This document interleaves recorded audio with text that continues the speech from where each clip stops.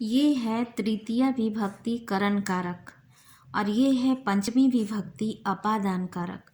दोनों का कारक चिन्ह सी होता है।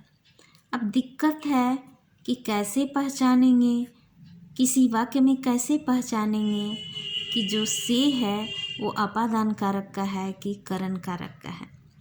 इसे हम एक उदाहरण से समझते हैं। जैसे मैं कलम से लिख रही हूँ। कोई भी जब कलम से लिखता है तो कलम को पकड़े हुए रहता है, कलम को पकड़ के लिखता है।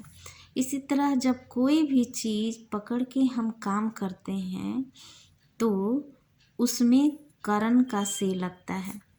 वो जो से होता है करण कारक का होता है। जैसे मैं कलम से लिख रहा हूँ, वह चाकू से सब्जी काट रही है, वह छड़ी से मार रहा है, वह बैट से गेंद को मारा। ये सब करण कारक का उदाहरण है। बैट पकड़े रहेगा तभी गेंद को मारेगा। हाँ। अब अपादान में क्या है, अपादान में अलगाव होता है। वो अलग हो जाता है, एक दूसरे से अलग हो जाता है, वो छूट जाता है, अलग हो जाता है। जैसे मैं कलम से लिख रही हूँ, अभी लिख रही थी तो इसको पकड़ के लिख रही थी, है ना।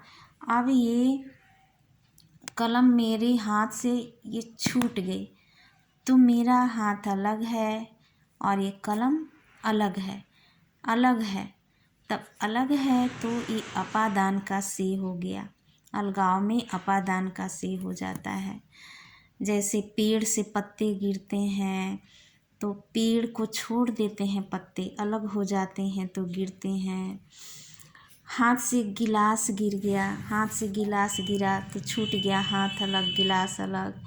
हाथ से कलम गिर गया, वह कक्षा से बाहर निकल गया, वह अपने घर से बाहर निकल गया, तो ये सब अपादान का है।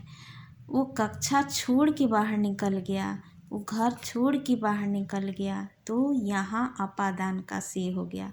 अब बात समझ में आ गई ना कि करण कारक में हम किसी चीज़ को पकड़ के या वो हमसे टच रहता है तो वो करण कारक का से हुआ, और अपादान में अलग हो जाता है तो वो अपादान का से हो गया। समझ में आ गया।